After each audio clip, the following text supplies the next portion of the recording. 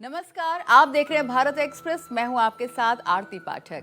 आज है भगवान श्री कृष्ण का जन्मदिन, खुशियों और भक्ति से भरा जन्माष्टमी का पावन दिन।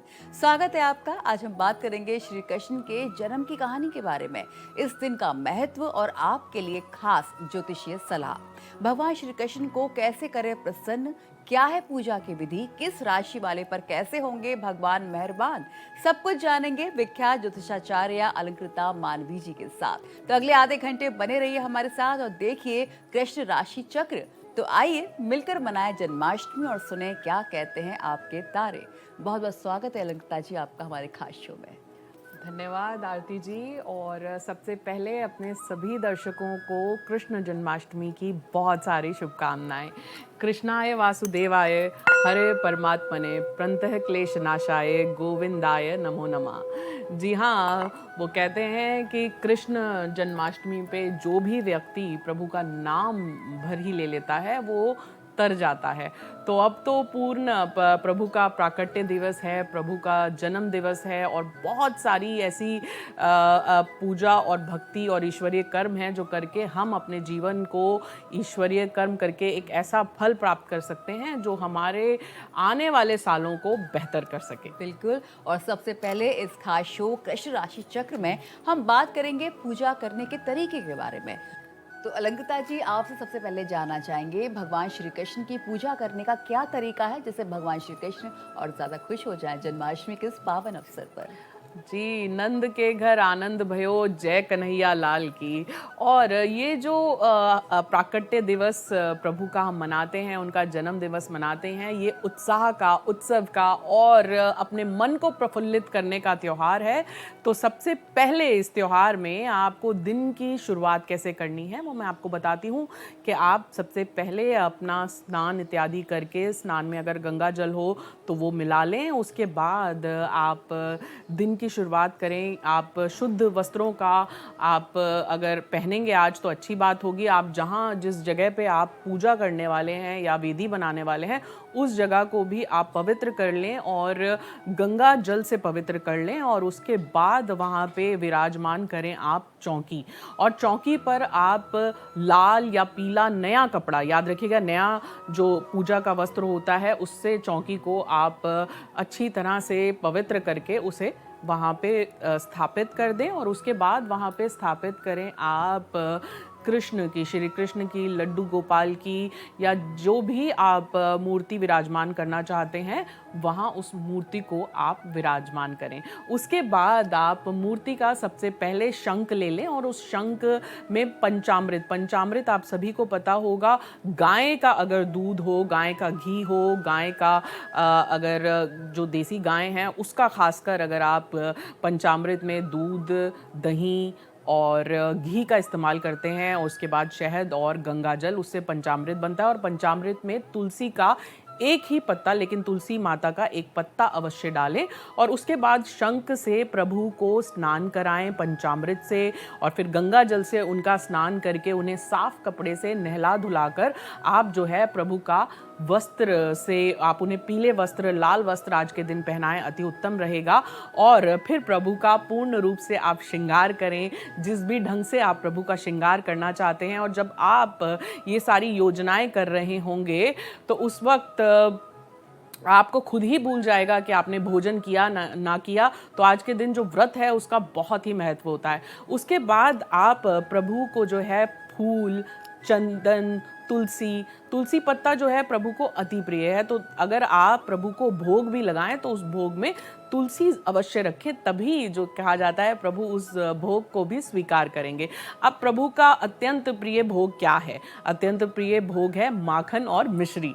जी हाँ, माखन मिश्री से आप प्रभु का भोग बना सकते हैं। और आज के दिन लोग जो है वो धनिये की पंजीरी बनाते हैं और पंच फल लेकर, 5 अलग अलग तरह के फल लेके प्रभु को जो है आज भोग लगाया जाता है। नाना प्रकार की खोए की मिठाई, पेड़े और सफ़ेद रंग की जितनी भी प्योर दूध से बनी हुई मिठाइयाँ हैं वो प्रभु को अर्पण की जाती हैं। और उसके बाद आप सब जानते हैं, मैं आपको बताती हूँ, प्रभु का जब हम रात्रि में प्रभु का जन्म करवाते हैं तो उसमें खीरे का विशेषकर महत्व होता है। ये जो खीरा है, इस खीरे को आप इस चाकू का इस्तेमाल नहीं करते, इस खीरे को आपको बहुत ही तरीके से एक चांदी का सिक्का ले लें या कोई भी सिक्का ले लें, उससे आपको काटना होता है और इमेजिन करना होता है कि वो प्रभु की नाड़, यानी कि हम प्रभु को मानते हैं, हम उनका जन्म करा रहे हैं और उस जन्म में वो खीरा जो है वो सिंबॉलिक हो जाता है नाल की तरह, जैसे बच्चे की नाल काटी जाती है, इससे हम प्रभु का जन्म करवाते हैं। उसके बाद आप अपने घर में आप तुलसी माता के आगे घी का दीपक अवश्य जलाएं, अपनी चौखट पे घी के दीपक जलाएं। पूर्ण रूप से अगर आप आज के दिन जो है वो अखंड घी का दीपक जलाते हैं और वो घी का दीपक जो है वो प्योर गाय के दूध का बना होता है, तो उससे आपके घर का पूरा शुद्धिकरण हो जाता है और सारी नकारात्मक ऊर्जा हो जाती है दूर। और आज के दिन आप अपने घर में लोबान, कपूर, घी का दीपक, इसको प्रज्वलित करें प्रभु के आगे। आप भोग लगाने के पश्चात दीपक प्रज्वलित करके आप कपूर के अंदर थोड़ा सा पीली सरसों भी डाल सकते हैं, कपूर के अंदर आप लौंग भी डाल सकते हैं, उससे आप अपने घर में जलाकर रखिए, उससे घर का शुद्धिकरण होता है। और उसके बाद प्रभु के बहुत सारे मंत्र हैं जिनका आप उच्चारण कर सकते हैं। ओम नमो भगवते वासुदेवाय, ये प्रभु का अति प्रिय मंत्र है। ओम क्लीम कृष्णाय नमः, इस मंत्र का आप उच्चारण करें 108 बार। या फिर आप जो मैंने मंत्र से शुरुआत की, ओम कृष्णाय वासुदेवाय हरे परमात्मने प्रणतः क्लेशनाशाय गोविंदाय नमो नमः, आप इस मंत्र का भी उच्चारण कर सकते हैं। आप देखेंगे आपको मंत्र उच्चारण और व्रत करने से बहुत ज़्यादा शक्ति मिलेगी आज के दिन। जी, तो देखिए, रात को 12 बजे श्री कृष्ण के जन्मोत्सव को पूरे विश्व भर में बहुत ही आनंदित तरीके से मनाया जाता है। तो और भी बहुत सारी पूजा की विधियां हैं जिन्हें आप अपना सकते हैं। और जब आपने प्रभु को भोग लगा दिया, प्रभु का श्रृंगार कर दिया, प्रभु का जन्म कर दिया, उसके बाद आप प्रभु की आरती करें। आरती करने के बाद आप जो भोग आपने प्रभु को लगाया है उसका प्रसाद जो है वो सब में बांटें। तो आप देखेंगे कि आप को प्रसाद लेते ही वो प्रसाद आपके लिए अमृत समान बन जाएगा। जी हाँ, पूजन के अंत में आप प्रभु से क्षमा याचना मांगे। हम सब जो हैं, कोई पूर्ण रूप से तो पूजा की विधि नहीं जानता, हमसे जो भूल चूक हुई है उसके लिए प्रभु हमें क्षमा करें।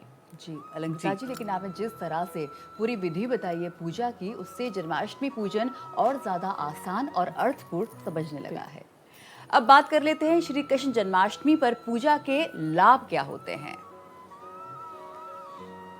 देखिए, आज के दिन अगर आप कोई भी मनोकामना रखते हैं और वो मनोकामना आपकी किसी भी कार्य को सिद्ध करने से रिलेटेड हो सकती है, जैसे कि आप परिवार में शांति चाहते हैं, बहुत समय से आप संतान सुख चाहते हैं, उस मनोकामना पूर्ति हेतु आप आज के दिन अगर व्रत करते हैं, प्रभु का जन्म कराने के बाद आप खीरे से जब उनका आप उन्हें प्राकट्य दिवस में उनका जन्म करा रहे होते हैं, तो उस वक्त जो स्त्रियां जिनकी संतान नहीं है वो संतान के लिए भी मनोकामना मांगती हैं, तो वो अवश्य उसकी पूर्ति होती है, ऐसा कहा जाता है।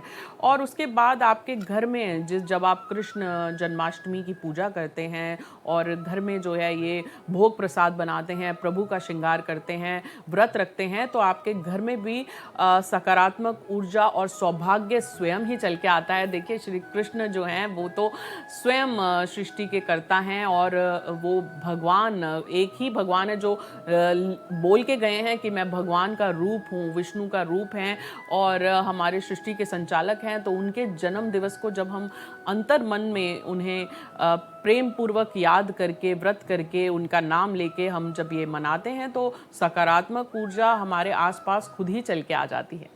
बिल्कुल, और पूरे देश में जन्माष्टमी के त्यौहार को बहुत ज़्यादा धूमधाम के साथ मनाया जाता है। अब बात कर लेते हैं श्री कृष्ण जन्माष्टमी पर क्या करें। अलंकृता जी, दर्शकों को बताइए, कृष्ण जन्माष्टमी के अवसर पर उन्हें किस तरह से पूजा करके दान पुण्य करना चाहिए, व्रत रखना चाहिए और क्या क्या करना चाहिए जिससे और ज़्यादा उनको लाभ हो। बिल्कुल। अभी तो लगभग हमने सभी बातें कर ही ली हैं, लेकिन फिर भी जैसे कि प्रभु का हमने पंचामृत से अभिषेक किया और शुभ मुहूर्त के समय जब हम ये अभिषेक करते हैं तो उसका अलग ही फल होता है। और प्रभु का जब हम जन्म कराते हैं तो 12 बजे से लेके 12:35 तक बहुत अच्छा मुहूर्त है। उसके बाद शाम तक, रात्रि तक लोग जो है वो उत्सव मनाते हैं, भजन कीर्तन करते हैं, प्रभु को याद करते हैं, नाना प्रकार से खुशियाँ मनाते हैं। और ओम नमो भगवते वासुदेवाय का मैंने आपको बता ही दिया, आप जाप करें। और आज के दिन देखिए, जो लोग व्रत रखते हैं वो व्रत, कुछ लोग निर्जला व्रत रखते हैं, कुछ लोग फलाहार रहते हैं, और कुछ लोग जो हैं वो प्रभु का जन्मोत्सव करवाने के बाद अपने व्रत को खोल लेते हैं। आप अपने घर के मंदिर में इस पूरी प्रक्रिया को कर सकते हैं। आप चाहें तो आप बाहर मंदिर में जाके भी आप शामिल हो सकते हैं किसी भी पूजा में। आप बाल गोपाल के झूले को घर में लाइए और प्रभु को जो है झूले पे विराजमान कर कर उन्हें झूला झुलाइए। आप आज के दिन खुद भी जो उत्सव में झूला झूलिए, नाचिए और भजन कीर्तन करिए, उसका अत्यंत फायदा आपको मिलता है। बिल्कुल, भजन कीर्तन से पूरा जो माहौल है और ज़्यादा भक्तिमय हो जाता है। अलंकृता जी, अब आपसे जानना चाहेंगे कि कृष्ण जन्माष्टमी पर क्या नहीं करना चाहिए, किस बात से, किस चीज़ से लोगों को बचना चाहिए? बिल्कुल जी, देखिए, कृष्ण जन्माष्टमी पे आप कोशिश करें कि आप सात्विक रहें, ताकि एक बहुत सात्विक ऊर्जा का संचार आपके घर में आ सके। आज के दिन अगर आप मांसाहार या तामसिक भोजन जो है वो नहीं करेंगे तो फ़ायदा रहेगा। दूसरी चीज़, अगर आज के दिन आप कलह, कलेश, कटु वचन, झगड़ा, गुस्सा, इससे बचेंगे और अपने मन में जो है श्री कृष्ण का नाम लेते हुए जितना ज़्यादा प्रसन्न रहेंगे, उतना ज़्यादा प्रभु की कृपा आप पे बरसेगी। और मूर्ति, देखिए, आप प्रसाद वगैरह जो भी भोग लगाते हैं तो बाल गोपाल की मूर्ति को पहले स्नान कराएं, उसके बाद ही उन्हें प्रसाद अर्पित करें। तो यानी मूर्ति का भी शुद्धिकरण आज के दिन अवश्य आप कर लें। और जब आपका शुभ मुहूर्त हो, उस मुहूर्त के समय पे आप जो इलेक्ट्रॉनिक गैजेट्स हैं, जैसे कि आपका मोबाइल हो गया या आपका टीवी हो गया, उन्हें अवॉइड करके आप थोड़ा सा ध्यान, कीर्तन, भजन इसकी तरफ लगेंगे तो ज़्यादा बेहतर रहेगा। बिल्कुल, और आपने एक बहुत अच्छी चीज़ दर्शकों को बताई कि लड्डू गोपाल को बिना स्नान के प्रसाद नहीं चढ़ाना है। इस बात का भी खास ध्यान रखना होगा जन्माष्टमी के अवसर पर। जी। तो अलंकृता जी, बहुत बहुत शुक्रिया इस पूरी बातचीत के लिए, पूरी जानकारी के लिए आपका। हरे कृष्णा। आप सभी को जन्माष्टमी की ढेर सारी शुभकामनाएं, और प्रभु आप पे दयाल हों और आपकी ये जो जन्माष्टमी है वो सर्वोत्तम रूप से आपके घर में खुशहाली लेकर आए और आपको हर तरह से प्रफुल्लित और सेहतमंद कर दे। बिल्कुल, तो जन्माष्टमी के इस पावन अवसर पर हमने जाना श्री कृष्ण की लीला, इस दिन का महत्व और आपके लिए खास सुझाव भी। तो भगवान श्री कृष्ण की कृपा आप सब पर बनी रहे, आपकी जिंदगी खुशियों और प्रेम से भर जाए, इसी शुभकामना के साथ हम लेते हैं आपसे विदा। जय श्री कृष्ण।